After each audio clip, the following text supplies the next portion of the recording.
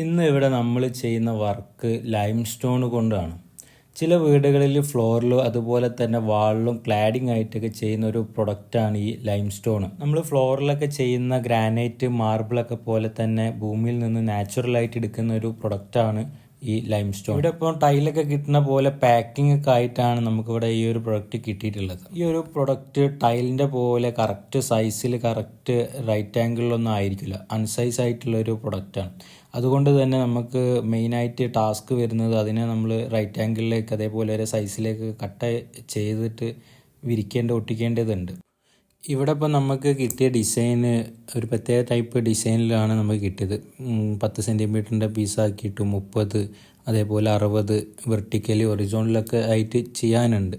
അപ്പോൾ ഇവിടെ ഇപ്പോൾ നമ്മളിപ്പോൾ 10 സെൻറ്റിമീറ്ററിൽ കറക്റ്റ് പീസ് കട്ട് ചെയ്ത് എടുത്ത് വെച്ചിട്ടുള്ളതാണ് ഇപ്പോൾ കാണുന്നത്. ഈ ഒരു പ്രൊഡക്റ്റ് നല്ല സോഫ്റ്റ് ആയിട്ടുള്ള ഒരു മെറ്റീരിയലാണ്. അതുകൊണ്ട് നമുക്ക് കട്ട് ചെയ്യാനൊന്നും വലിയ ചില ഗ്രാനൈറ്റുകളൊക്കെ ഭയങ്കര ഹാർഡായിരിക്കും. അപ്പോൾ കട്ട് ചെയ്യാനൊക്കെ ഭയങ്കര ബുദ്ധിമുട്ടായിരിക്കും. ഇതിന് അങ്ങനത്തെ പ്രശ്നങ്ങളോ ഒന്നുമില്ല. ഈസി ആയിട്ട് തന്നെ നമുക്ക് കട്ട് ചെയ്തിട്ട് എടുക്കാൻ പറ്റുന്നതാണ്. ഈ ഒരു ലൈം സ്റ്റോൺ സൈസിൻ്റെ കാര്യത്തിൽ മാത്രമല്ല ഡിഫറെൻറ്റ്, ഇതിൻ്റെ കനത്തിൻ്റെ കാര്യത്തിലും ഏകദേശം 1.5 mm മുതൽ 2.5 mm വരെയുള്ള സ്ലാബായിട്ടാണ് നമുക്ക് ഇവിടെ തന്നെ എത്തിയിട്ടുള്ളത്. അപ്പോൾ നമ്മൾ അതിനനുസരിച്ച് അഡ്ജസ്റ്റ് ചെയ്തിട്ട് വേണം ഗമ്മിൽ വിരിക്കാൻ വേണ്ടിയിട്ട്. ഇത് ഫുള്ളും നമ്മൾ സീലിംഗ് വരെ ഒട്ടിക്കാൻ പറ്റിയ ഗമ്മ് ഉപയോഗിച്ചിട്ടാണ് നമ്മൾ ഇത് ഒട്ടിക്കുന്നത്.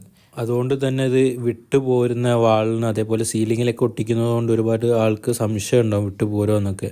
അങ്ങനത്തെ പ്രശ്നങ്ങൾ ഉണ്ടാവാനുള്ള ചാൻസൊക്കെ കുറവാണ്.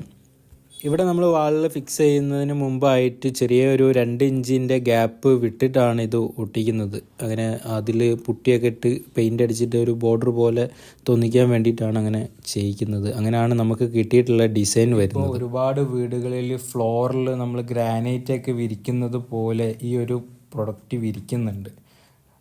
ഓൾമോസ്റ്റ് ഇപ്പോൾ നമ്മളെ ക്ലാഡിങ്ങിൻ്റെ വർക്ക് വാളിൽ അതിൻ്റെ സൈഡിലൊക്കെ കഴിഞ്ഞിട്ടുണ്ട്. ഇനിയിപ്പോൾ താഴത്തും സീലിങ്ങിലാണ് ഉള്ളത്. സീലിങ്ങിലാണ് ഇപ്പോൾ നമ്മളിപ്പോൾ ചെയ്യുന്ന വീഡിയോയിൽ കാണുന്നത്.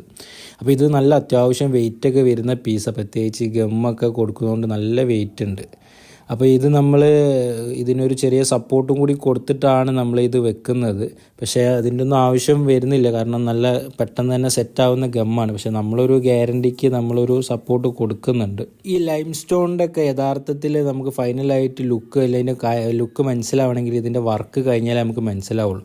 ഇവിടെ ഇപ്പോൾ നമ്മൾ ഈ വീടിൻ്റെ മൊത്തം വർക്ക് കഴിഞ്ഞതിന് ശേഷം എടുത്തിട്ടുള്ള ഒരു വീഡിയോ ആണ്. ഇതിൽ നോക്കിയിട്ടുണ്ടെങ്കിൽ മനസ്സിലാവും നമ്മൾ കൊടുത്തിട്ടുള്ള ആ ഗ്രൂയിങ്, അതിൻ്റെ ആ ഒരു ഡിസൈന് കാര്യങ്ങളൊക്കെ. അതേപോലെ ചെറുതും വലുതായിട്ടുള്ള കട്ട് ചെയ്ത് വെച്ചിട്ടുള്ള പീസുകൾ മൊത്തം ഓൾറൗണ്ടിൽ നമ്മൾ ഈ ഒരു മെറ്റീരിയൽ ചെയ്തിട്ടുണ്ട്. സ്റ്റെയറിന് വുഡനാണ് കൊടുത്തിട്ടുള്ളത്. ആ വുഡൻ്റെ ഒരു പാനലിങ്ങും ഇതിൻ്റെ ബോർഡറായിട്ട് ഇവർ ഇവിടെ ചെയ്ത് വെച്ചിട്ടുണ്ട്.